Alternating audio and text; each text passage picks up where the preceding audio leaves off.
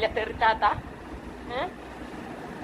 അവൾക്ക് ദുബായിൽ അപ്പം വെക്കലായിരുന്നു പണി. ഇപ്പൊ നാട്ടിൽ അപ്പം വെച്ചിട്ട് അരക്കനെ കീപ്പിട്ട് തളർന്നിട്ട് മൂത്രമൊഴിച്ച് ബെഡിൽ മൂത്രമൊഴിച്ച് കിടക്കണവളാണ്.